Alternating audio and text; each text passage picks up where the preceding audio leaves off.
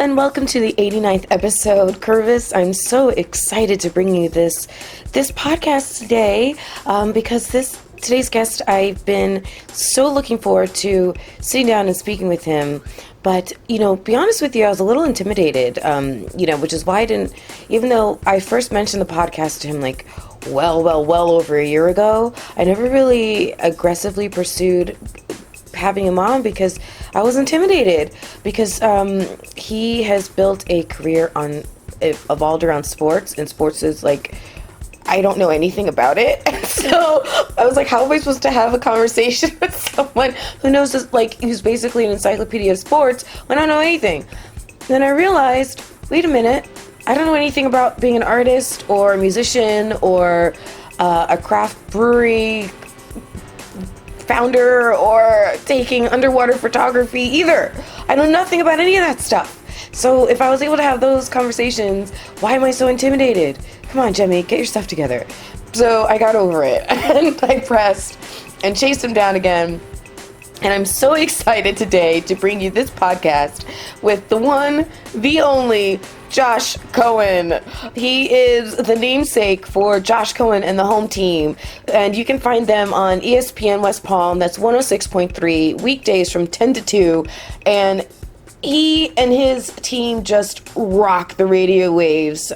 He's so incredible. So the HomeTeam, they basically mix sports, politics, pop culture, and so much more. Kind of think of like a man cave cornucopia of digital sound shared straight with you. That's a pretty good way to, in fact, I'm going to put that in the write-up. That's a good way to explain it. But it's full of fun segments, topics, and guests, and his show is just so very entertaining, and Josh is just simply a pro, and I've loved every single second I've had to listen to his show. It's so good. And it's on a podcast. You can actually look up Josh Cohen and the HomeTeam on iTunes. I believe there's an iTunes podcast specifically for him. That's actually, I know there is because I've been listening. So check that out, download it, and you'll catch all their fun segments in addition to listening to it on the daily. So catch Josh Cohen weekdays, like I said. You'll find out on this podcast just all the number of ways in his life that the road just was crafted and created to put him in this exact role on Earth. I mean, he's just living his passion to the max, and he's just really an inspiration and was such a joy to sit with and talk with. He's witty and sharp, and he said insightful, and he has a voice so deep and smooth, ladies. Watch out. So don't say I didn't warn you. But anyways, like I said, catch Josh Cohen weekdays, ESPN West Palm from 10 to 2 as he leads the HomeTeam to daily radio victory. Then also follow him all over social media. Mainly Twitter and Instagram and Snapchat, on all three as Josh Cohen Radio. And this episode is sponsored by a group that is very near and dear to both mine and Josh's heart, which is, I believe I just had them recently as a sponsor, but I wanted to throw them in as a sponsor on this podcast episode as well because they're just wonderful, wonderful group of people. I am, of course, talking about the charity Little Smiles of Florida. Go look them up, littlesmiles.org. Check out the Florida chapter. Find their events. Donate. Do whatever you can because they do wonderful work in our community for children who need really, really serious help. They're going through very serious medical conditions, sometimes often threatening their very lives and their sweet, innocent little babies. And Little Smiles steps in and does whatever they can to help facilitate medical needs or therapy needs or financial needs for the family. They take care of not just the child, but the whole family. And they're just such a wonderful organization. So Little Smiles of Florida, thank you for all that you do in our community. And please, all of you Curvis, go to littlesmiles.org. You can buy some gear. If you do so at their shop, use the promo code CurveSmiles. You'll get 10% off. All proceeds go to Little Smiles of Florida. So it's a win-win, and you'll be sporting some cool gear and letting everybody else know about them. So please do that. And thank you to DJ John Hitta, as always, for the music beds. And I also want to be sure to encourage all of you to also catch our brand new sister show, the Vivid Arts Podcast. Yay! It's our first ever sister show. I'm so excited. Vivid Arts is it's always not crazy, but Vivid Arts is a podcast hosted by my friend Eddie G from EG Labs. They connect creative geeks with artists, performers, creative influencers, travelers, and the arts and culture community as a whole. They have an awesome platform. They put everything together. They have a website, app, podcast, and video series, and everything is built to empower users to discover, share, and grow the arts and culture community all around us. So take a listen. You'll find Vivid Arts Podcast on vividartsapp.com, SoundCloud, or your favorite other podcast app. And they want you to help you discover, share, and grow your creative passion. So be sure to please check out our brand new sister show, Vivid Arts. I'm so excited to have them. And also follow Curve the Cube everywhere on all the social interwebs. I've listed them before. I will spare you that. But not only just follow, please share our posts, like, comment, become part of the community. It's all about inspiring people to pursue their passions. So share the projects that you're working on. Promote your own projects with the hashtag Curvis for your own retweet, CURVIST or CURVSTS, whichever you prefer, plural or singular, and I will retweet you. So become part of the conversation about local passion projects. And with that, I'll say sit back and relax and enjoy this, the 89th episode of the Curve the Cube podcast with the one, the only Josh Cohen of Josh Cohen and the HomeTeam. Can't say enough. You're going to really enjoy this. Enjoy! Curve the Cube will now initiate. Thank you. Hi. How are you? Good. How are you? Nice to see you. Nice to see you too. So what do I do? Hold on to one of these? No, I'm just going to set them down. Oh. That way you can talk with your hands if you're a hand talker. That's fine. Let me see. So how are you? I'm not used to being on this side. I know. And they said the tables have turned. I'm excited I can accommodate. Yeah, this is a unique situation for me. Do I need to speak up? You should be good. You should be good. So I am here with the one, the only. Get my name right. Make sure you get my name right. Why is Josh Cohen hard to say? I was just afraid you were going to say Joshua Cohen? like Kevin Ralston or somebody. Oh, the one, the only, Donald Trump. Oh God, you don't say it. Yeah, we don't use that name. We don't use that name. The one, the only, Josh Cohen from Josh Cohen and the HomeTeam. Weekdays, ESPN West Palm 106.3 from 10 to noon. Yeah, sounds about right. About these days. You did your homework. I did my homework. It's impressive. Thank you. I try. Yeah. You don't really have to hold that up if you don't want to. I don't mind. You're so funny. You're so funny. So I've been listening to your show, and you're so good at what you do. It's amazing, isn't it? It's really amazing because you're such a disappointment in real life. And that's amazing too. I can only imagine what a thrill it must be to be a listener and get to share that kind of genius. Let me tell you, free. it's a crime. It's a crime. It's like stealing. You feel like you're stealing? That it's not like broadcast over megaphones just out into so mankind. The entire world can hear. So the mankind. I mean, pretty much the world does. I mean, let's be honest.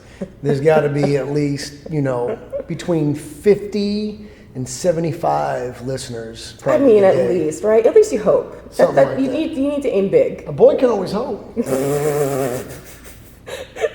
So how long have you been doing what you do? How long have you been in this current gig? Holding the tape recorder up? Yes, yeah. About 4 minutes and 31 seconds. All right. I started doing, which part? Like in your current gig at the show that you have now, Josh. I started doing a version of the HomeTeam in January of 1999. Oh wow! It wasn't. It was the first generation, and I didn't do it for long before I got a chance to go do it at Real Radio. 92.7 back then was the Love Doctors and a bunch of like bad classic and some modern rock. And the ratings were terrible except for when the Love Doctors were on. And Dr. Rich, the main Love Doctor, he said, hey, I want to take this format and do FM hot talk. The kind of stuff I know you can do, the kind of stuff that we've been doing. He said, give me a little time. be a little patient because I want. And I said, all right, I'm in because I loved what they were doing. They had, like KVJ. They had before KVJ, this kind of cult following. It was a phenomenon. And while it was limited really to the Treasure KVJ has a cult following. I know what you're talking about. For sure. And while it was limited to just the Treasure Coast at the time, it was real. Yeah. And I could tell that's what I wanted to do instead of the television sports that I had been doing. So why did you like radio more than television? Television to me was staring into a camera, which I don't enjoy. And it was about kind of telling people just what it was as opposed to talking to people about what it really is, where you could find out fascinating details from everyday people on things you'd never believe were real life. Right. So the radio idea was one that I said, boy, I heard these guys screwing around on the air. And I said, you know what, I should be doing that instead. Obviously a little bit younger, a little more structured, a little bit more like Maxim magazine at the time, if you will. Yeah. And what happened was I got a chance to go join that new format, kind of launch that format in the summer of 99. We started in September of 99, and I was there straight through April of 2012. Was there another show that you were kind of looking at as an example, or were you just really formatting it? I mean, I wasn't even formatting it like them. I just heard these guys taking random calls unscreened from random people. Now, I was going to do something a little more structured. I was going to have topics like the one thing you're glad your parents never found out about. And I was going to list, the just hottest. One? Yeah, just one. And I was going to list the hottest moms on television history. Who would be on that list? Well, I mean, generationally it depends. Yeah. Right now you got to go with what? Sofia Vergara. Obviously. And then back in the day it could have been, Mrs. Brady. Mrs. Keaton from Family Ties. Yeah. Or, like Claire Huxtable. Let's not go back. Miss Brady. I mean, how old do you think I am? But to answer your first question, I got to ESPN as soon as legally I could. Yeah. Which was first week of January of 2013. So the home team, what I did for just really less than a year before I got to do what I wanted to do with it. And, I left WJNO, went to ZZR. I was there for almost 13 years. And at ESPN now it's been, 3.5. Yeah. How did you get co-hosted with or partnered with Ken? How did he end up in the picture? How did that happen? I guess bad luck for Ken. Bad break for Ken. Ken LaVicka is my Monday through Friday co-host now. Dean Thomas, who's my bestie, the UFC legend, and the coach, as a matter of fact, of the guy that just won the welterweight championship of the world on Saturday night. I don't know if you're a fight fan, but Tyron Woodley, Tyron was actually on the show today. Was on my show today. Ken was, I think, third generation co-host. At ESPN West Palm, they keep moving parts. And they keep putting people into different places and different times, and it's kind of fresh that way. And they keep making changes. They constantly do. Ken joined me, I want to say, I don't remember. Maybe January of 2015. Was he already doing his own show, or how did that? Ken is the voice of the FAU Owls. So automatically he's the play-by-play voice of football and big-time college basketball. Not good college football, not good college basketball, but big time at least. And Ken had always been like an update anchor, and also had always been like a sidekick, a co-host on different programs. But they paired him up with me, like I said, probably the start of 2015. It's hard for me at this point to keep track because there were more lineup changes in 3 years at ESPN than I had, I think, at 13 years doing real radio. So you have such a strong radio voice. Like a raspy, worn out, talked all day today voice? That kind of voice? Like booms at you kind of a voice. Do you turn that up when you're on the air? I'm trying to project that for your audience. You could be that guy who does the voiceovers for movie trailers and stuff too. I've done some voiceovers. Oh, have you? Yeah. Get ready this summer. Like that, you mean? Yeah. It sounds so good. Yeah. Tell me the truth. Do you do that in the bedroom? Please tell me you do, because in my head you do. Occasionally, and it's a loud setting, and I'm talking to a young lady because I'm a single guy. Yeah. And I will, they'll say, how do I know you? My friends say you're somebody. My friends, they know you. Somebody else just said something. How do I know you? Yeah. And I said, I don't know. Do you watch a lot of gay porn? And if I don't get slapped, then normally they say no.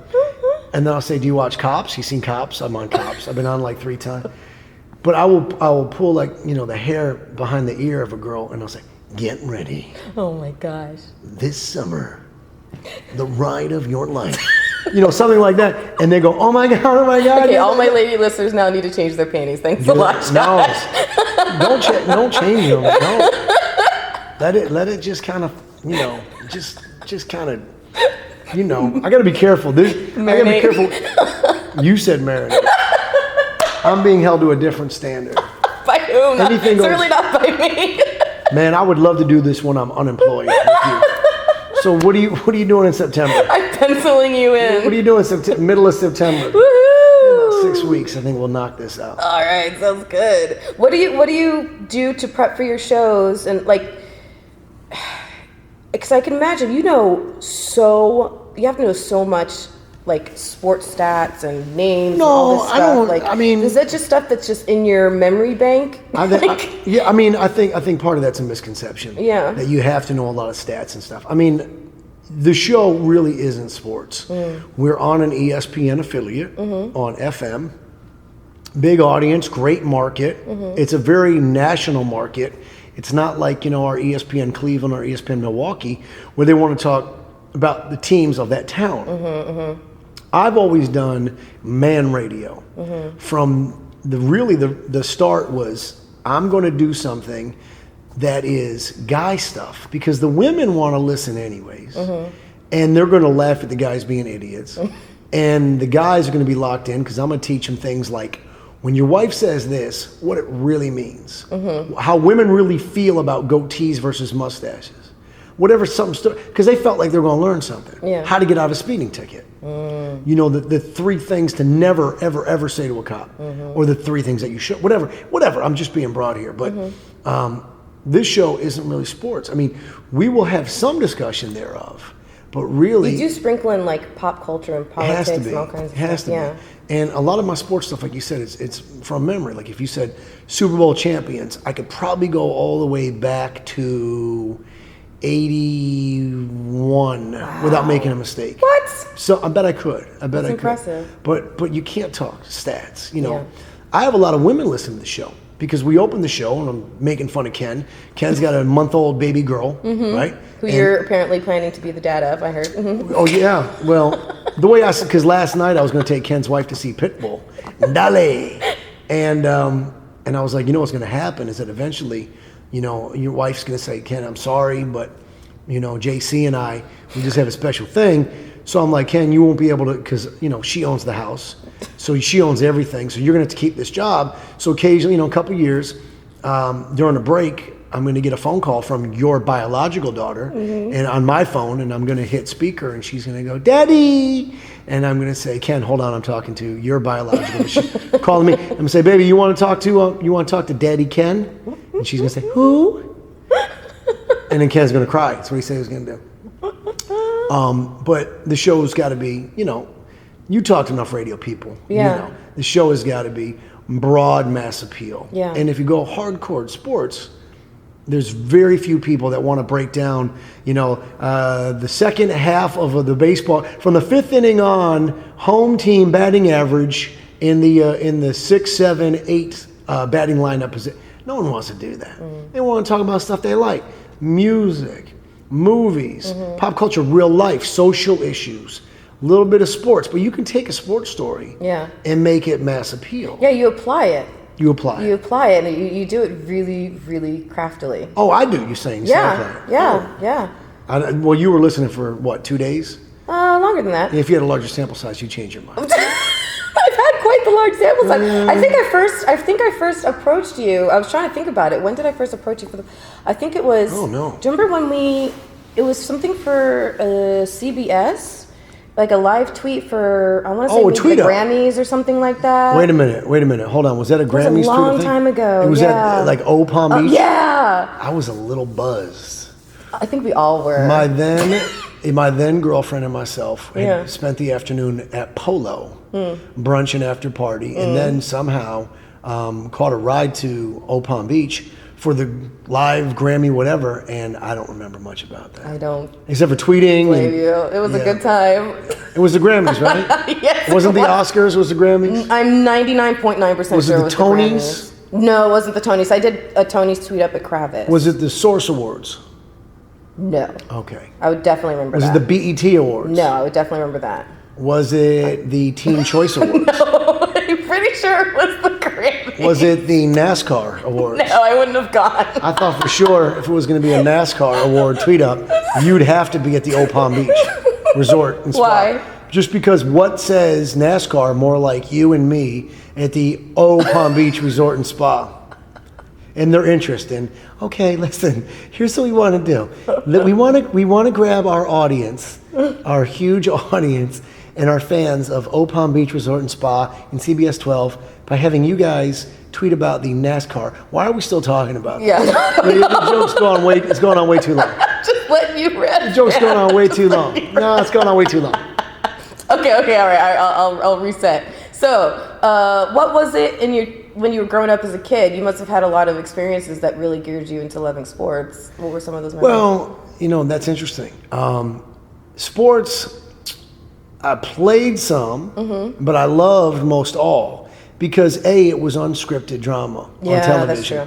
I was a smart kid, and I knew how a lot of these sitcoms were going to end, and I knew how Fantasy Island was going to end, and I figured out the pattern. There's going to be a problem on Good Times about 12 minutes after the hour, like a real problem, and then by 29 they're going to figure it out and solve it, and everything's going to be, unless the screen said to be continued, and then you're like, and plus I'm only watching those on rerun, so how do I know I'm going to get the next episode? Right. But sports provided a drama in which anything could happen, in which you never knew how it was going to end, and the impossible was possible. But if it was television and movies, you kind of knew, like, all right, this guy's not going to die. Right. He's the star, right. And it's only 20 Unless minutes. he's black, because then anything could happen. Yeah, a lot of times, if you're a black person in a horror film in the 80s, Good luck. Yeah, if your family was like, John is our son. He's in the new Friday the 13th Part 4, and he's in the movie. Like, you knew that you had to get there when it started. Right, exactly. Because odds are good he wasn't going to be around for the rest of it. Like, the movie started at 8 o'clock. Odds are good John was dead by 8:15. If he was lucky, he lasted that long. It's true. Sports were great television, great drama. I'm a child, really of the 80s when games started being broadcast in multiple locations. ESPN was now in existence. But I didn't want to necessarily be a sports broadcaster. I didn't know what I wanted to do. And then in college, we'd screw around in the car with me and my boys, and a song would come on, and I'd play DJ. And I'd be like, 12 before the hour, it's Bryan Adams from that terrible soundtrack of that terrible movie. Everything I do for you. Robin Hood, please God kill me. And I'd hit the post. And hitting the post as a DJ, it means you talk with pertinent information, flowless, seamlessly, right, until it's right time. As soon as you're done, you're like, Q 102. He sings, search your heart. Yeah, the lyrics come right out. Yeah. Right. Yeah. So that was fun to screw around with that. But my senior year of college, I happened to be in the student union. I don't know what I was doing there. No idea. And what was that? It was the summertime. And there was like not a job fair, but there was some kind of a thing in student union, like table set up. And I realized I'm going to have to figure out what I'm going to do with this mass communication degree. Right. And I always thought it was going to be corporate marketing, corporate advertising, contingency planning, things along those lines. Big, corporate, and, my minor was going to be Japanese. And really? Yeah, allegedly. So did you learn anything with Japanese? No, because I decided very early into college, like, man, those Like those letters look like birdhouses. Yeah, good luck learning I it. can't tell them apart. It was a bunch of birdhouses. Yeah. And I don't mean to be offensive to our Japanese listeners, but It's just extraordinarily different. but it looked like hard work. And once I got to college, I'm like, all right, I'm done with hard work. Enough of that. I'm going to coast. So I was in student union, and the television station for the university was like respected. And actually, like a year after graduation, it became the WB affiliate for Baltimore. No kidding. Yeah, Aaron WB No program. way. So I talked to the guy. You went to I went to Towson State. Towson, yeah. Towson State. It's Towson gosh. now. Yeah. And they're like, hey, we do like a Sports Center show, Yeah. and you're a mass comm major, and you've done television production and whatnot, and we understand you MC bikini contests and bar promotions for liquor companies. Did you really? It was my summer job, like my college job. So I was on the mic going, contestant number 4, make some noise. Who likes her? And it was pretty cool. You were built for this. I was. And I'd go back to the fraternity house, and they'd be having a party on a Thursday night, and I'd come from some event, 9 to 11, in Baltimore, D.C., where I was giving away Jägermeister stuff. Yeah. So I'd come back to the fraternity house, where I lived, go figure. And I'd have a hand, arms full of Jägermeister straw hats. Walk in as the man. Yeah, you walk in as the man. I was already the man anyway, let's be honest. But I'd walk in as the man and be like, to the girls, I'm like, you need a hat. And then here you go. And there you go, like Dumb and Dumber. There you go. So it led to me getting my first experience in front of, a television camera. Yeah. Really broadcast experience, because I was not going to go do like the campus radio station. Get out of here. And say, hey, the forecast this weekend looks fantastic. Right. Nah, man, I was always keeping it real. Nobody's probably even listening anyway. Yeah, no one's probably listening anyway. I was going to keep it real. Yeah. So I did. And then in a year of doing that, I says, you know what? This wouldn't be a bad way to make a living. So I decided that's what I was going to do. And I applied for jobs the summer of graduation, right? Right after graduating, applied for jobs. And I got very little interest back because my name is very, very Jewish sounding, I believe. No kidding. My father was Jewish. Yeah, my father was Jewish. I got that Cohen part, and the Josh up front, that can be right, yeah, it can indicate as such.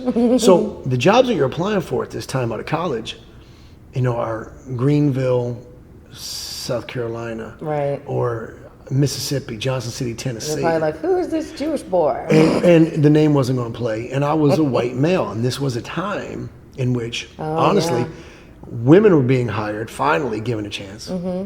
Minorities were being given a chance in sports. Black, some Asian as well. A Hispanic, Latino as well.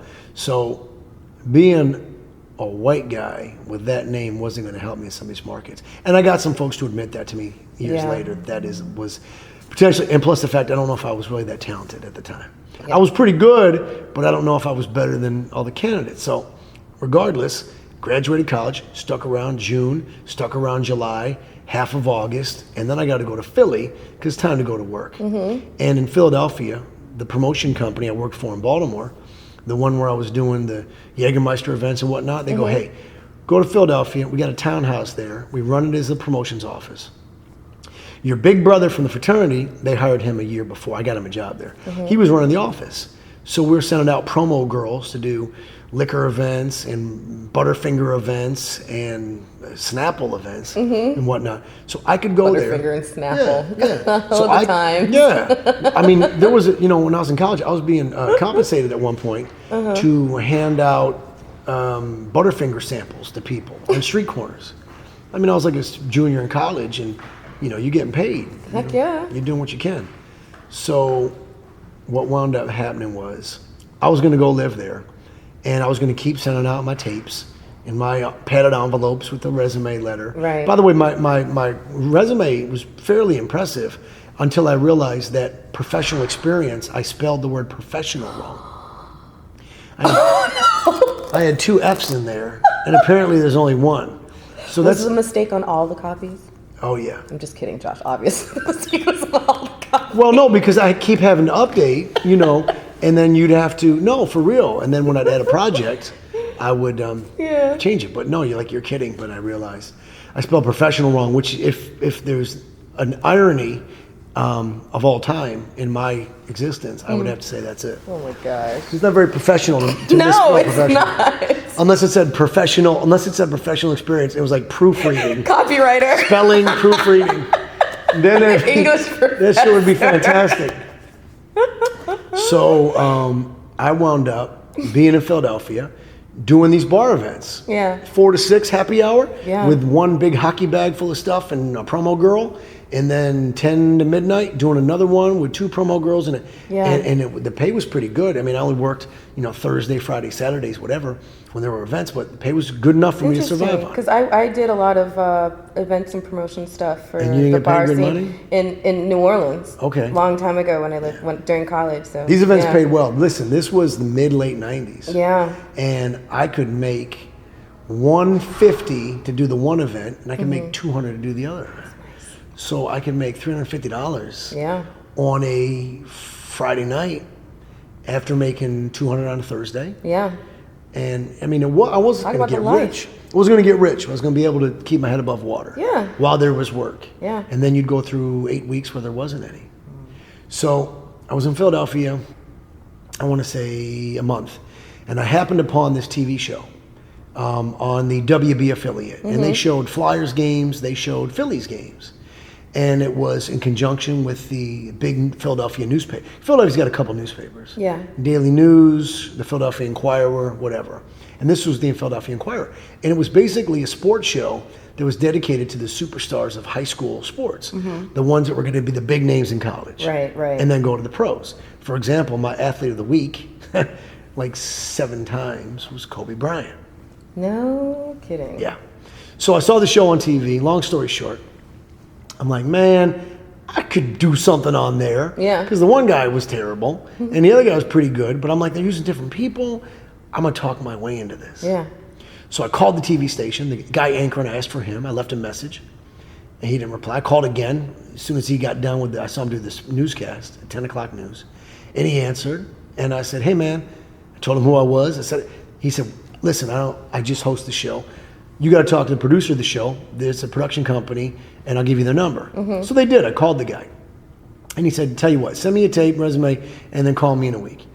So I sent him a tape and the resume, and professional was spelled wrong, I'm sure.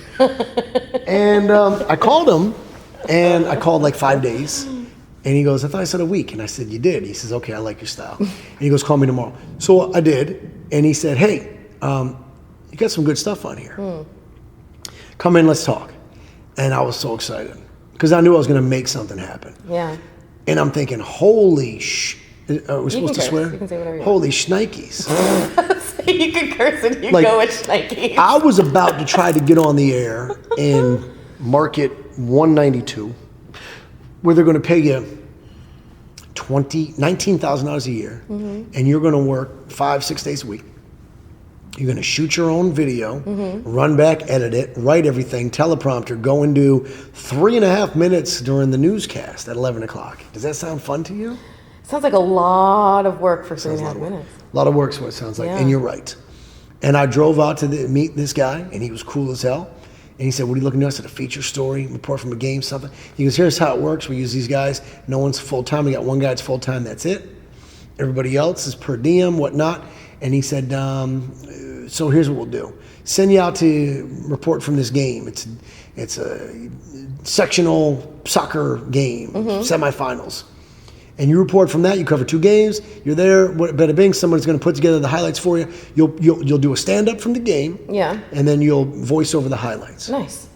He's like, we can get you $150. How's that sound? And I was like, sold American. Heck yeah. Sold American. The next Friday night, I went to cover this soccer game.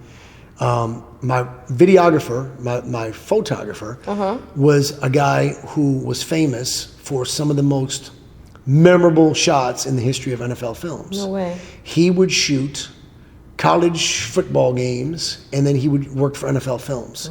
So the old NFL films of the guy who his head was painted like a helmet, that was him. The player with all the steam coming off his head, the Steeler, my with the gosh. that was him. I think his name was Dave Ryan.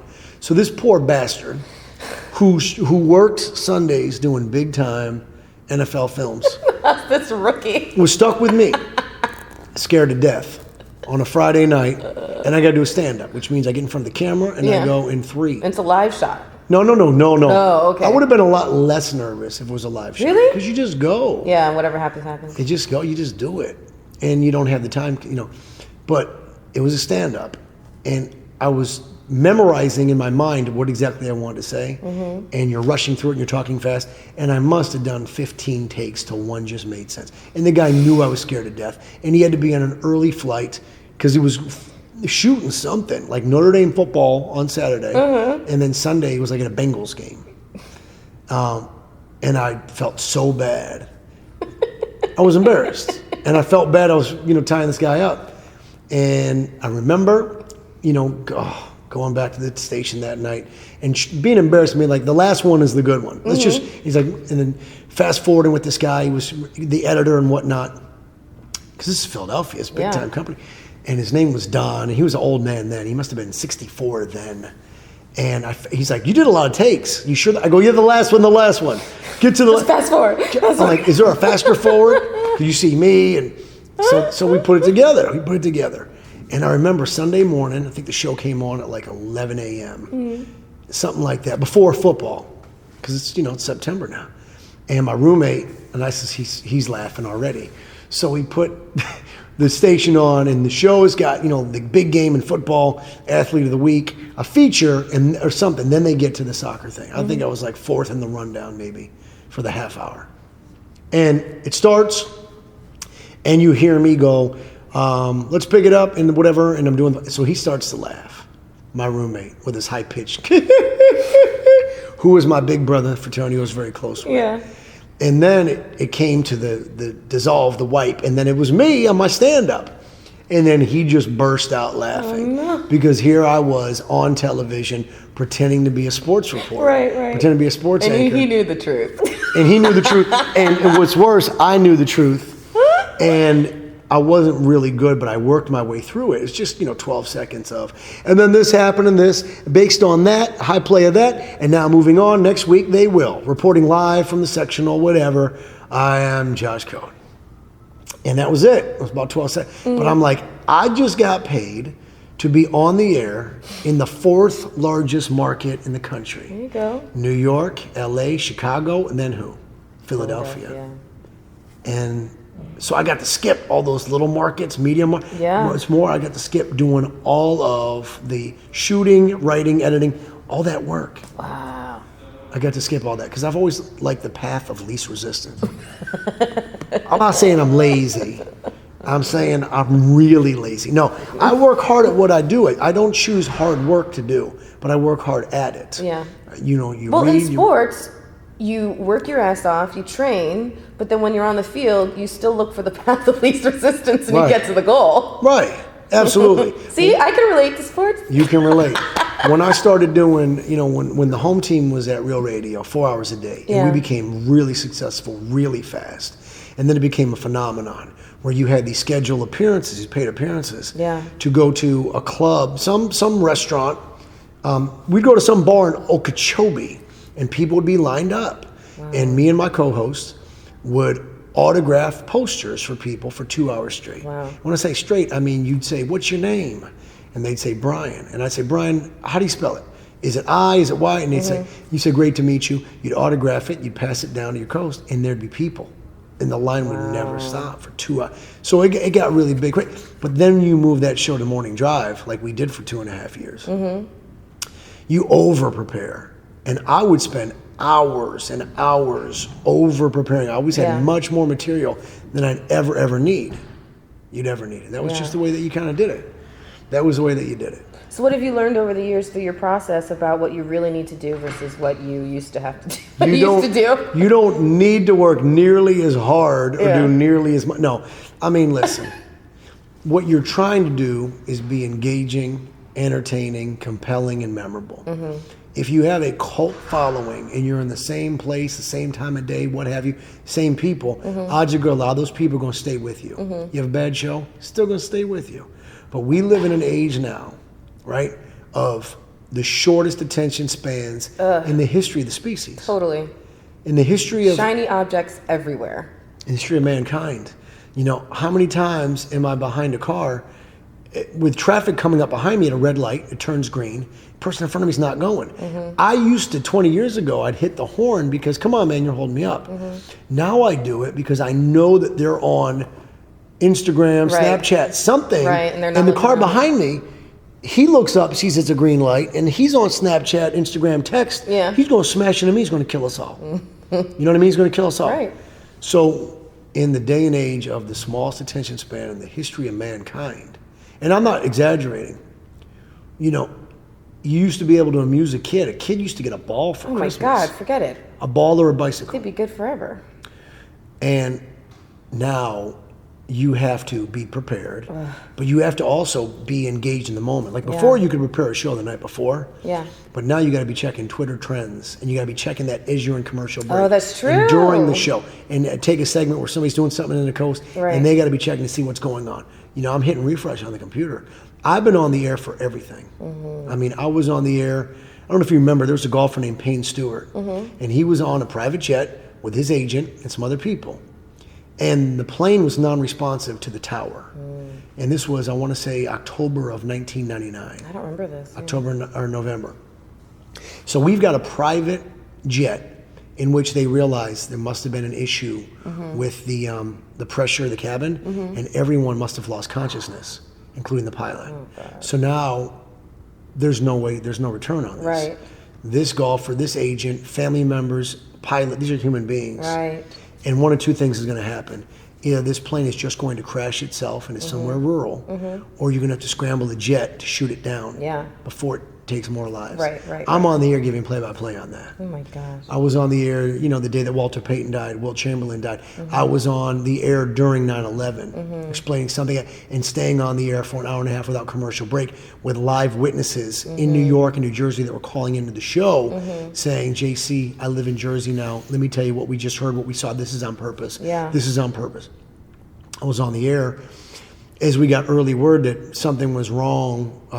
Anna Nicole Smith at the Hard Rock Hotel Casino found non-responsive, and I'm like, folks, I'm not going to speculate, conjecture, but when someone's found non-responsive, like found unconscious, that's always a lot worse than losing consciousness. Right, because there's some time that's passed. Michael Jackson, same thing. I knew it was going to be a really bad situation. Prince, same thing. And I wasn't on the air for Prince. That word came down as I'd been off the air for about an hour. But with Michael Jackson, it was a Thursday. It was June 25th, 2009. It was a summer of celebrity death. I'm like, we'd really not seen. It was crazy. Sunday. Heather Locklear, was she the one who died? No, she's still alive. Oh, darn it. That's right. Farrah Fawcett. Farrah Fawcett. Right. I apologize to Heather Locklear. You had Billy Mays, the infomercial guy, like on Saturday night or Sunday. You had Ed McMahon, who was a television giant, like on Monday. Somebody else was in that week. Farrah Fawcett was a cultural icon Thursday with Michael. Yeah. Michael was the same Thursday, and then it just continued. There was others that followed, but I was the only guy live in the market on the air. The only guy that was actually on the air, because the other stations, voice track, right, recorded stuff. Your friends, KVJ, they were on Wild at the time, and they rushed and scrambled to get in studio to take calls and talk about live reaction in some way. But I'm on the air throughout the whole thing. And actually breaking that to the market. No one would confirm. CNN refused to. TMZ said he's gone, and they were good enough for me. And CNN for an hour after.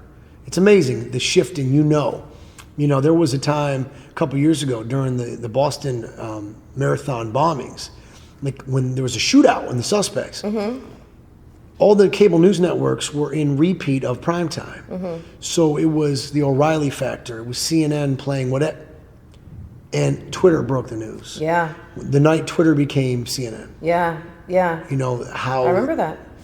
Yeah, it's fascinating. So when you talk about preparing, you prepare a lot more. But if you do it as long as I've done it, you kind of know now what you need, but you have to prepare for what you can't prepare for. Right. And that is something awful is going to happen, or something amazing is going to happen, or something's going to happen in which you're going to have to be the voice of reason, the voice of calm. Because when 9/11 went down, I remember thinking there is going to be the kind of mass panic and pandemonium and chaos in which the visual I had was people, because it was 9 o'clock in the morning, so they're getting close to work, that are going to be making U-turns in the median of I-95 or the Turnpike to get their kids the hell out of school. Right. And what I wanted to do was calmly explain, this is what's happening.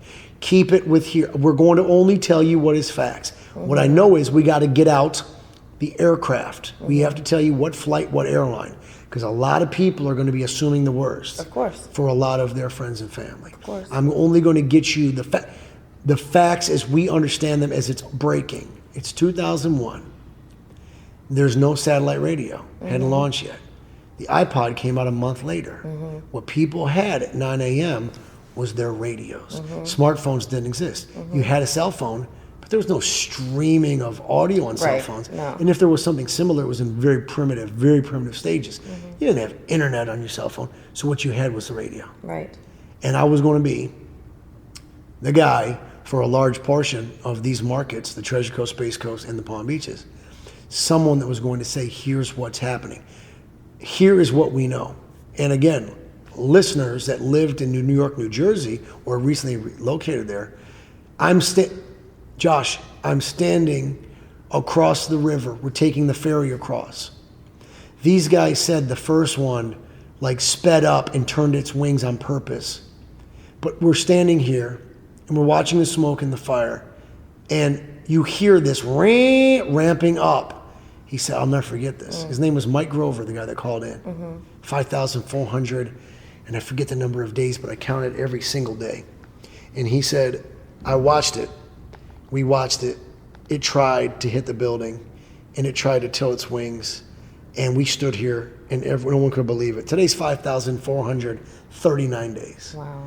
Because we always remember, we never forget. Yeah. How do you prepare for that? No. You don't. But you learn from that, so you can be prepared in the future if something goes really wrong. What's it like to bear that kind of a responsibility as a broadcaster? Because most of us are on the other side. We're simply consuming the information, right? But you Well, are we like used to. We used to. Now we get on Twitter. Well, what I mean is like... And we check social media to find out. Right. You know. But you're a conduit. You're a transmitter in the sense of, you're helping to filter all that stuff. And usually... with the type of show that you have, people might be obsessively concerned about their sports and stuff, but when you have a moment like that with 9/11 or with the death of Michael Jackson, and you're now giving information that hits on a different level with people, Right. What's it like? Do you think about that responsibility in the moment, or you just roll with it? Again, remember, I can do as little or as much sports as we feel we need. Right, it's what right. is happening. If that's the big story, and sometimes it is, then great, you go with it. But if the big story is the fact that we have people who are hunting cops, that's what it was the day after on the show. And it was open the phones. And we talk about the great distrust. We have a racial divide in this country. And we can't pretend it's not real political correctness. Fact of the matter is, black people and white people say the same thing. They see the same thing very differently. There's a survey last year about Cam Newton. Is what he doing disrespectful? Black folks said no. White folks said yes. So you see the same thing the same way. What? Yeah, so mostly Virginia. Can't stand them. You have to, some social issues, and let's open the phones. Yeah. And is there a great distrust, and why? And I had black men and women calling into the show, listening, saying, this was on ESPN 3 weeks ago, whatever it was. And a guy telling a story about how he goes, I'm going to admit to you, when I get pulled over, when there's an issue with the police, I'm scared. Yeah. I put my hands where they can be seen. I don't think about that ever. Yeah. Why have I never had to think about it? Well, I'm a white man. But I've never thought about it. He said he had his 14-year-old son in the car. He was telling my son, put your hands on the dashboard where they can see it. Yeah. His son is scared. And I never thought about that. Yeah. I never thought about that. To Let me, me that's... tell you, I remember the conversations when I was little. My dad is particularly having them with my brother. He had them with me too, but in particular with my brother, about what to do when you get pulled over, about how to walk down the street and not be intimidating to anybody else around you. It's insane. Really? When my brother and I were little, we grew up in a gated, affluent Gulf neighborhood.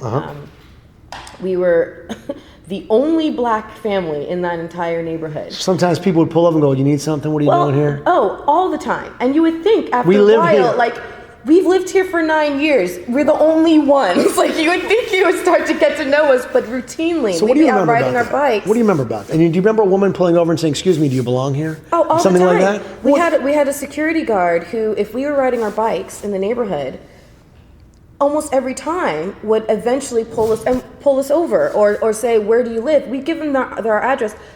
Shouldn't have to. They would follow us home, and we knew we had to go Because straight home. it was a nice- We had to go straight home. Because it was a nice community. Yeah. Gated community, Happened affluent golf. all and, the time. And it was assumed somehow that you didn't belong there because y'all was black kids. Yep. Isn't that amazing? Yep. But the thing is, based on that, black and white people don't see the same thing the same way. Right. You know, the Oj Simpson, he might be guilty. Listen. A lot of black people knew Oj Simpson damn well did this. Yeah. What they also knew was we can stick it to these white folks. It was in white nice to get away America with it once. in the system. You know, and the thing was, Not that I'm condoning murder, I'm just saying. But here's the thing: had Oj Simpson murdered 2 black people, Yeah. it would have been viewed and seen very differently. Very differently. Very differently. And no one really knew that Oj Simpson denounced his blackness Mm-hmm. long before. You know, didn't associate with, didn't in any way keep a voice within, didn't try to. He Mm-hmm. went to Brentwood and said, "This is my life now." And what's interesting about that, and I would like to know more history about that, and you know, but Episode I 2? haven't, yeah, right, because I haven't looked into it too much, but I wonder if he did that for any reasons because of how he was treated as a black man, No. to feel like he belonged more. No, OJ wanted to be liked. you know? Exactly, that's what I mean. But OJ liked wealthy people and he liked celebrities. And he Right. liked that world. And at the time, it was harder to break into if you didn't shed some of that. OJ once said, "I'm not black, I'm OJ." Yeah, That's a true story. yeah, I believe it. Another true story, and a lot of this, I think, you know, it's amazing what a great job they did on the ESPN documentary miniseries, OJ Made in America. I've heard such great things about it. I haven't seen it Oh, yet. it's Heard revolutionary. such good things about it. Fascinating. It's an important television because it's not about a football player and a murder of 2 people.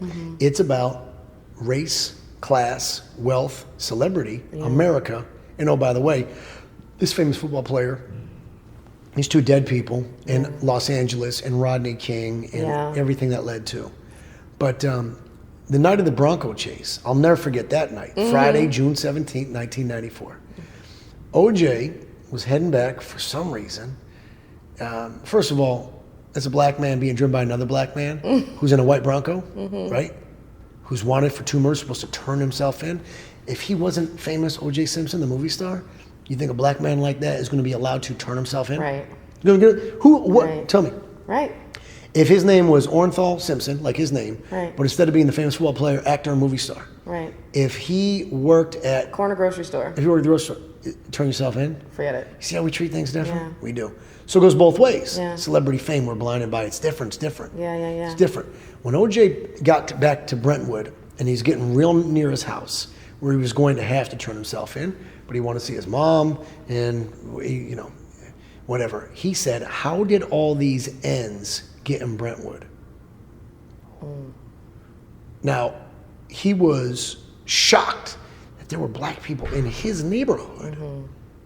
That is, that's troubling on a couple of different Yeah, levels. absolutely. The great irony of it was a man who spent his entire professional life associating with and conducting himself with rich white folks, Yeah. distancing himself from black people, Yeah. got away with murder because he was black. Yeah. It's And by the way, there's a sub-irony in that, and that is a man got away with double murder because he was black. Yeah. Forget the famous and Yeah. the fact that he denounced, and it's fascinating. well, I think that's exactly the reason why the black community rallied around it, because we thought, just like President Obama, Barack Obama becoming president, we thought we're never going to see this happen again in our lifetime. No. You're young. Listen, you're young. You're young. I'm telling you, the O.J. Simpson case, it was, you ever see the movie The Truman Show? Jim Carrey, his whole life is a reality show. I've seen bits and the pieces whole world of is it. watching I've seen it. pieces of it, All right. like the part where he like reaches the edge and touches it and realizes Which is like, crazy. Yeah. I've seen pieces of it. The Oj Simpson trial began in January of 95. The drama began June 12th of 94 when they were found murdered.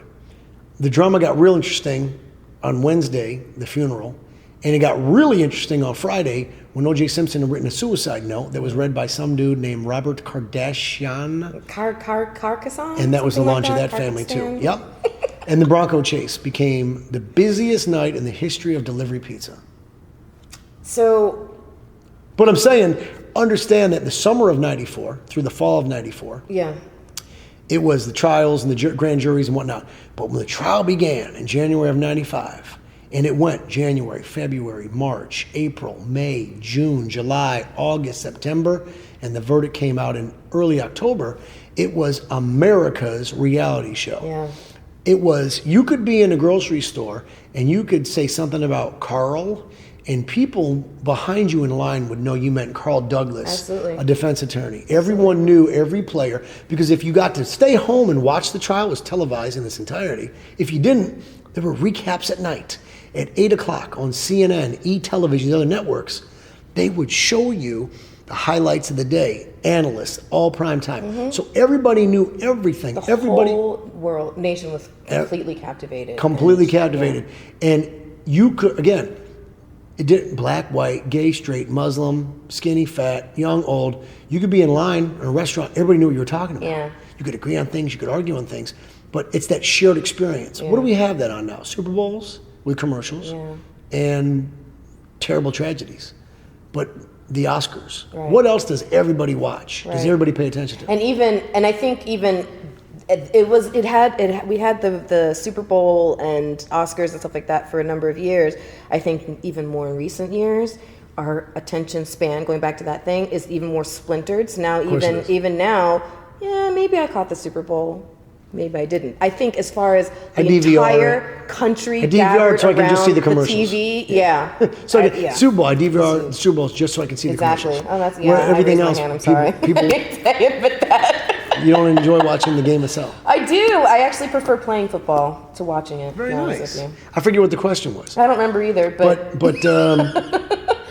Preparing for it. We got on this, social issues. oh yeah, we were Social issues. We talk Yeah. about race. We talk about Donald Trump. Yeah. We talk about things that everyone can relate to. Yeah.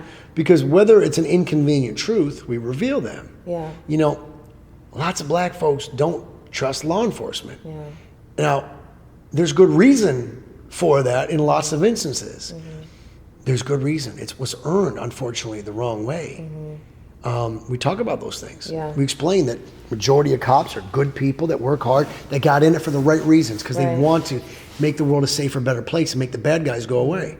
But some guys got into it and girls got into it because they're power hungry. And you get a chance to have authority, and you listen to me, and you get down on your, and they get a weird perversion. And there's a subset that just don't have enough training and freak out and have way too quick of a trigger finger, an overreaction. and they get lumped in as, and it fuels the whole dialogue even more. It does, Yeah, and yeah. we all know where that is, and Yeah. and you got to find a way to get folks, that individuals that either don't trust police and feel that they're at risk. If you feel that way, then instead of making it like, because you don't listen. I've been treated wrong by the police. I was one time mishandled. It was a little bit abusive, a little bit over the top. And this one cop made the mistake when my hands were, zip tied behind my back. And when they checked my license, he saw my name. This one cop made the mistake of going, "Why didn't you tell us it was you? This could have been handled differently." And the other cop looked at him like, "What are you doing? Like, why are you saying that?" So basically, I didn't respond. Yeah. I just nodded because I realized, man. Yeah. So I could have got treated with dignity and respect, a little more human rights, if you knew I was the guy that you listen to on the radio, that you enjoy, that you like. I've been treated right, if that were the case. I have lots of black friends. And I have some black friends that are very famous and successful. And I have some that are very successful but not quite as famous. And people's reaction changes. how they talk to, how interested they are to engage with, how dismissive they can be. White folks, this is. But we all do it to each other. I went to a tennis tournament, the Delray Open, with my buddy Robbie, who happens to be the hitting partner for Serena Williams. He's her training partner, hitting partner. And me and he were down on this night, and there's this young black man who is going to be, according to Robbie, superstar. He's going to be a huge star. And after the tennis match, we ran into him in the parking lot. And he shook my hand, very formal, and said, "Nice to meet you, sir." "Yes, sir." And he gave me that, right? And then he started broing it up a little bit with Robbie. Robbie's a black man.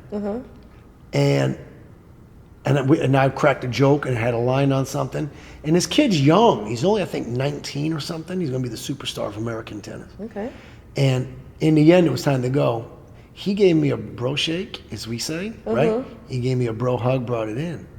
And I realized he saw me as the middle-aged, white guy, tennis perhaps, and he gave me what he thought was appropriate. You know? People's voices change and how they talk. But it fascinates me when they realize that a friend of mine is, "Oh, I didn't recognize you without makeup. I didn't know that was you." Or my co-host Dean, 3 days a week, Dean Thomas, former UFC fighter, current UFC coach. He'd come to Polo with me sometimes for brunch. And some of the people there that aren't regulars there, where they say, and what do you do? And dismissive. He'd say, "And what do you do?" He'd say, well, his ears also jacked, cauliflower. He'd say, "I'm a retired UFC fighter and currently a coach for some of the best fighters in the world." And some people's interest. "Oh, really?" Now they want to be your friend. Now they want to talk to you differently. But it's That's a lot of human nature, though. I think we do. We get excited about exciting jobs. Yeah. I would agree to some degree, but I also notice that sometimes, if it is a person of color who isn't wearing makeup, dressed as though showing that they might just be successful or wealthy or famous in some way, that there isn't being treated differently. Right. No, I completely 100% agree. Yeah. I've You would know. experienced it my entire You're a black. my entire You're a black life. woman. Are you, now, is it a personal question if I ask you if you're straight? I am straight. You are straight. Are you disabled? Even though I get hit on by lesbians to an alarming degree. Be honored. Be flattered. I'm very flattered. It's just hysterical to me. And religion-wise, what's your religious preference? I'm Episcopalian. Okay. So I have a friend from high school, right? And I knew she was different. And I think she kind of knew, but she was playing it off. And so she has a black mother, and she has a white Jewish father. And she was raised kind of a Jewish household. And she's also gay. So here's this woman. Let's count the equal opportunity employment. Right? Gay. Check. Gay. Ding. Black. Ding. Female. She just ding. needs to be a vet. Jewish. She'd be ding. good to go. And I said to her, "Man, you need a disability, and you could never get fired." Exactly. I said, let's get you in a wheelchair, and you can piss on the boss's desk, and you'll never lose your job. Point being, she got a lot of strikes against her in this society. My life was easier because I was a white male. My life was harder because I grew up in a household without a parent from the summer of 7th grade on. So I'm truly self-made, self-paid. Mother left when we were kids and then didn't really want to be a parent. She was still in our life, but was distant, far away, and didn't see her very often. Okay, great. And then Dad got sick and passed on his 46th birthday. How old were you? So I was going into 8th grade. What? The summer 7th grade. So I never had a parent in the household after that. So I'm not saying my life was easy, because I've got friends of different color shades and scale. And you did say that you were clearly discriminated against when you tried to send out your resume and but even I'm sure the misspelling of professional had something to do with it, but you did say that people admitted it. But they didn't matter on that, because if you were good on the tape, that's what mattered. Because you weren't going to be typing, writing. You were going to be telling the story of the game and the person and being creative, being good on the air, being engaging. They knew what they were looking for, what they were looking for at that time. It was an era of female, Latinas, and persons of color, both male and female. But regardless, we're way off base. We're way off the subject matter. It's okay. We're way off where we were supposed to. What are you looking forward to? What sports seasons do you look forward to most? You ask a lot of sports questions. Yeah, because I don't get to pick the brains of too many people involved in sports. I mean, look at sports now is as big as entertainment. It is entertainment. Yeah. It's year-round entertainment. You know, ESPN launched in 1979, and the ESPN stood for Entertainment Sports Programming Network. Right. But they never foresaw sports being entertainment. I mean, sports is entertainment. Big time. Now. Big time. The highest rated television shows of the fall, and that's all that matters, right? The fall ratings, the spring ratings. 19 of the 20, or 18 at least of the 20 highest rated TV shows of the fall will be football games. Sunday Night Football on NBC, Thursday Night Football on CBS. The highest rated shows. Yeah. So it really is. Yeah, absolutely. These football games are television shows. That's why they're on the time that they're on. That's why they start the time that they're on. Prime time, I'm just saying. The prime time stuff, obviously. Bowl games, same thing. When they do the draft live, the NFL draft, does that need to be done at 8 p.m.? Nope. With music and... But it has all the ratings. It's a television show. Yeah. Did you know the NFL draft for the Thursday night was the year 2014? The draft on a cable station on ESPN had more viewers, had higher ratings than Game 6 of the World Series on a broadcast network the year before. See, that's what I'm talking about. This like Well, it's also about bank football. of random information that you have. That one's useful. Like saying to me. That one's useful on a couple levels. Because what are you seeing on the NFL draft? You're seeing rich men actually you're seeing the commissioner of football say, you know, with the 5th pick in the 2014 NFL draft, like there's no competition. Yeah. The World Series, baseball, but it's also a commentary on baseball and how unpopular and how Americans do not watch the World Series. Yeah. Like it used to. I mean, the World Series used to be. The World Series used to be played in the afternoon. It used to be played in the afternoon until they realized, holy cow, this can go on this thing called television in prime time. I mean, in the early '80s, there were World Series games that were being played in the daytime, and they were like, no, every game prime time, nighttime. But here's the bad news: you're trying to get the East Coast audience. So when a West Coast team was in the World Series, the Dodgers, the Giants, the Angels, the Padres, those games are going to start at 8 p.m. Eastern time. That means the World Series for the locals starts at 5. But you're playing to the television audience. Right. I love the NFL, college football. I love football. So I'm a huge NFL guy, college football. I get into the NBA when it's closer to playoff time. I love college basketball when it's tournament time.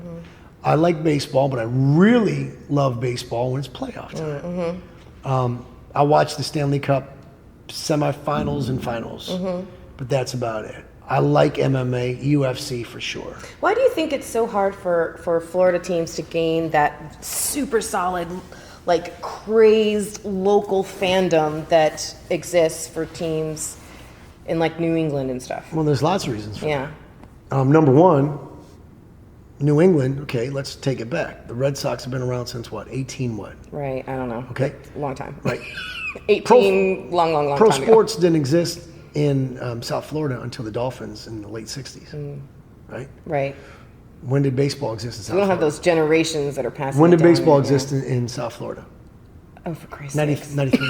Okay. 93, right? Okay. So you don't have, your grandfather was a fan Right. of, so your father was a fan of, Right. so you're a fan of. You don't have generational pass Right. down. Number two, And you're probably competing with what they are passing down, which is you absolutely their are. yeah. You absolutely are. Yeah. So you need a generation where your grandfather was a fan Yeah. of that team, because then your dad was a fan of that team. Yeah. So you need that, and that takes another 40 years. The number two reason why is we live in an area of people came here from somewhere else. They left New England. They left upstate New York. They left Michigan. They all came down here. Right. Population growth explosion. They left Buffalo and came here.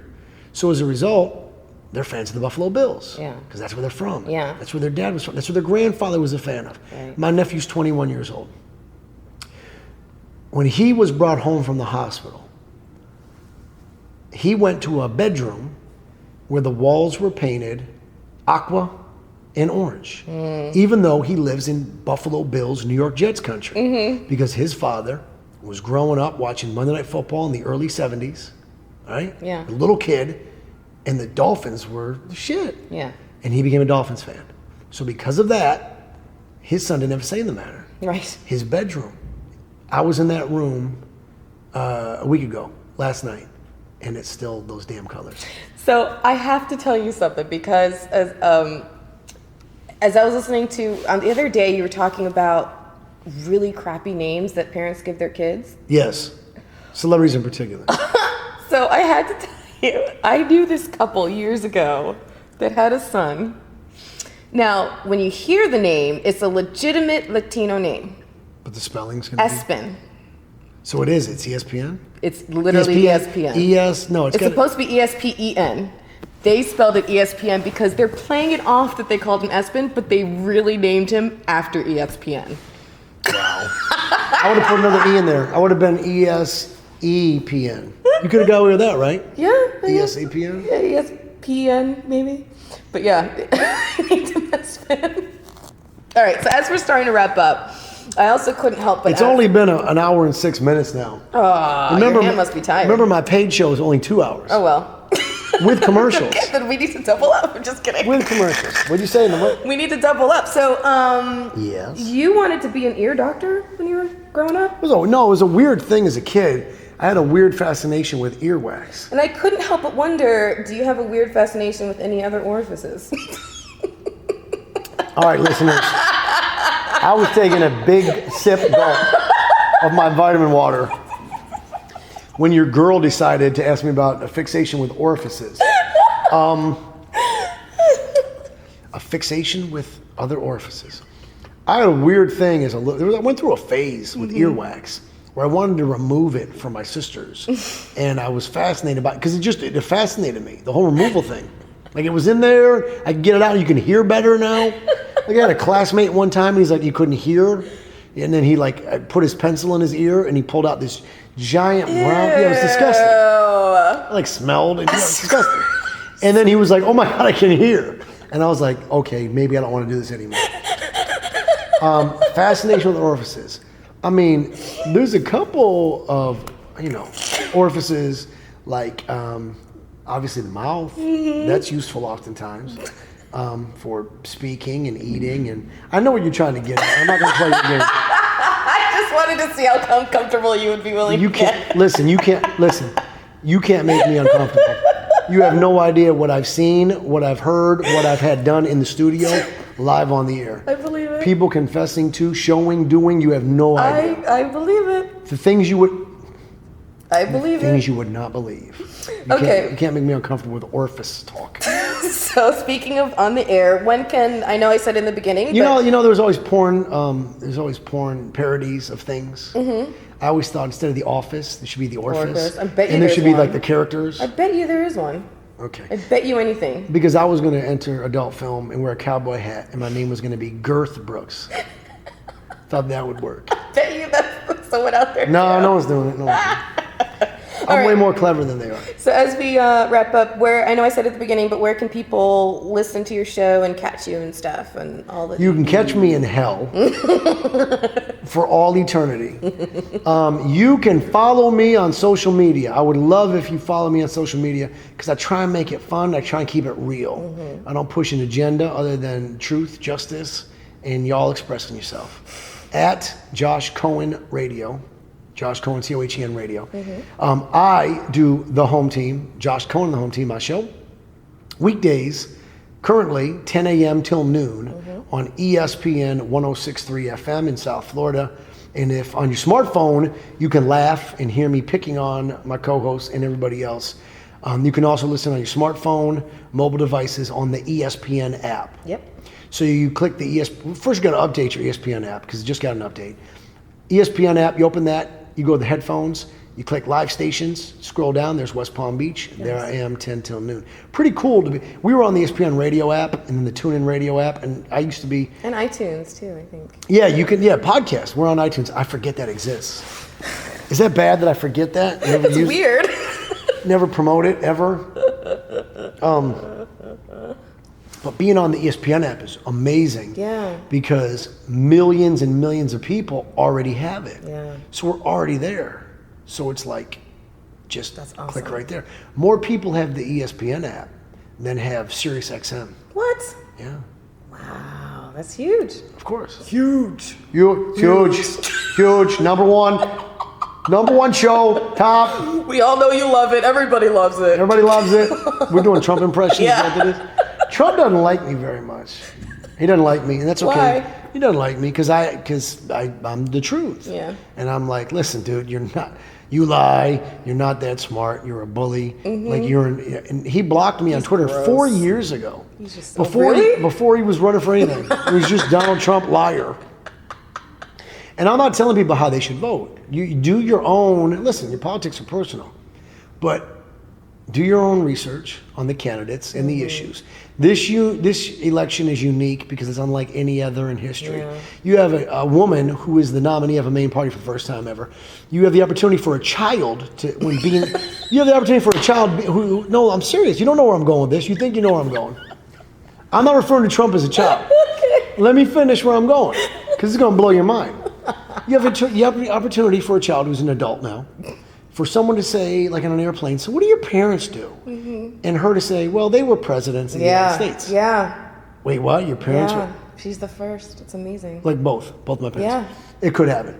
You have a reality television star who has not one moment, not 1 ounce of civic duty, who's never ever served in any form ever, Right.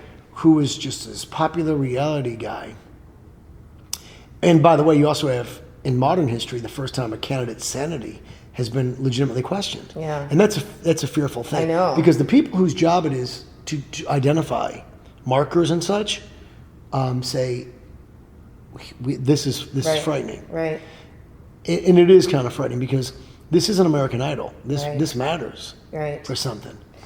It's the future of mankind But you know, the moment and womankind. that captured me the most probably was just watching the first black president hug who could be the first woman president. Well, here's the thing. That was a moment for But me. here's the thing.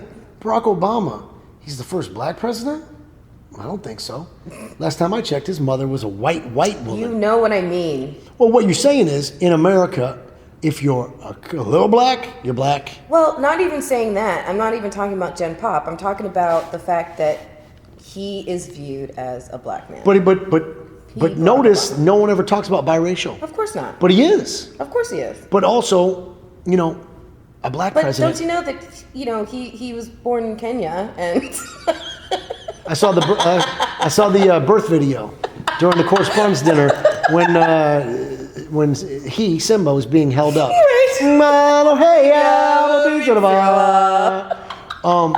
I always thought it was fascinating because, let's be honest, you're talking about acquired taste, right? Acquired taste. Yeah.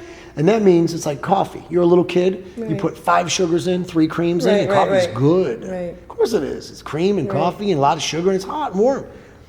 So, Dad let you sip a beer and laughed at you for the next half hour because you hated it. right. So you start with wine coolers. Yeah. And then you work your way up to beer and then cocktails and then straight. Right. Barack Obama, in a lot of ways, being biracial and being such an eloquent speaker. You just sounded like that for a second there. You're like, well, that's what I do. That's mine. And we've been from the bottom of the valley to the top of the mountain. And may God bless you, and may God bless America.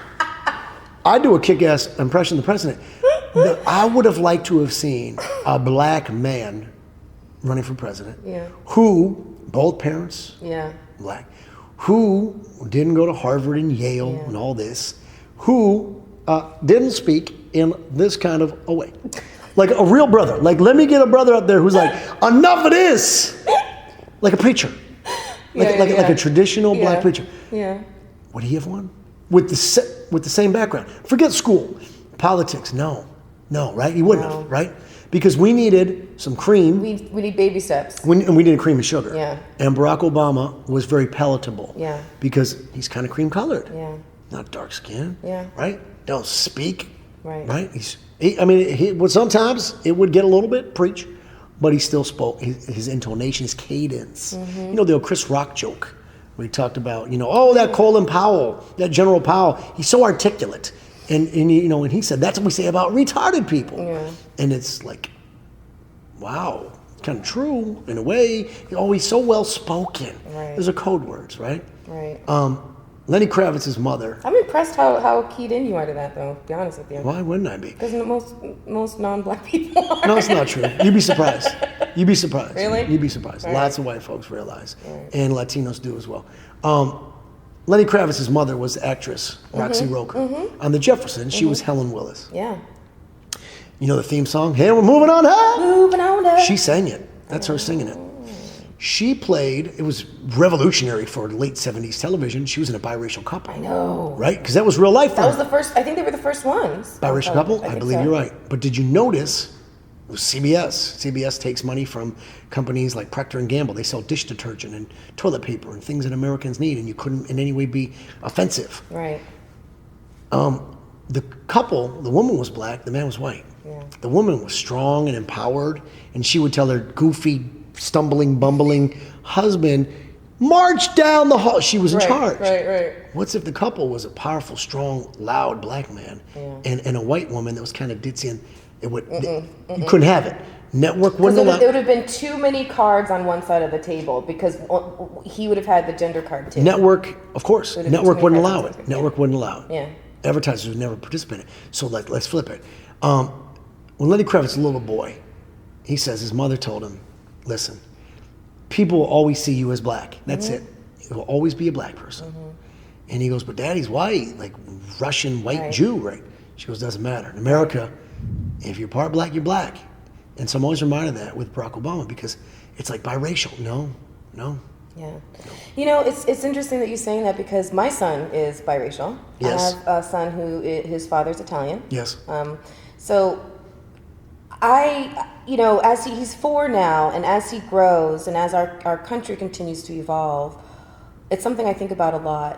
What will his record of treatment look like based on his skin color that is different than my experience, my brother's experience, because he's much lighter. Well, you get treated better. Right. Well, he's much lighter, and I think the country is making steps in the right direction. So Well, we are. What's going to happen is, as long as Trump doesn't win and the planet's annihilated by nuclear war, you get sworn in on January 21st. Yeah. And I'm thinking like January 23rd is probably the end of the world if that Yeah, were the case. somewhere around there. He can't win. He won't win. Trust me, he won't. I know politics. I know NSA, and I know how the system can be manipulated. They won't allow him to win. But regardless, what you wind up with is you get a much more understanding, tolerant society of biracial dating, marrying, procreation. So what happens is you give it a couple of 100 years. Yeah. And first of all, I'll be honest, I know it's say, oh, it's racist, you say that, and people get mad at me for saying it, but biracial kids are always they're the prettiest. They're beautiful. There's something about mocha colored skin and light eyes and the hair too. So people get mad at me. Oh, you're racist. No, when we all win? When the planet wins is when everybody kind of looks the same, because then you can't make judgments on someone. Yeah. Then you can just disagree over your politics, your favorite sports team, but you won't be prejudged because you're all the same. Yeah. That's when we win. Or if we flip it and look at it the other way, we all look so different that there aren't these massive pockets of identification anymore. So everybody, I think the most gorgeous looking, dogs are mutts. Yeah. I love mutts. I'm rooting for one race, and that is just a human race, Yeah. where everyone's the same skin tone, with the same kind of hair. Yeah. You know what else would be great is if the sun sent out a burst of light that just made everyone blind. And then what if the whole world were blind? We could still function, but now you can't be flying on planes. A lot of stuff would grind to a halt instantaneously, Sure would. Josh. Sure I don't know. But then survival of the fittest, and then you can no longer judge people based a on. lot of car accidents would happen all of a sudden. Again, survival of the fittest. Survival of the fittest.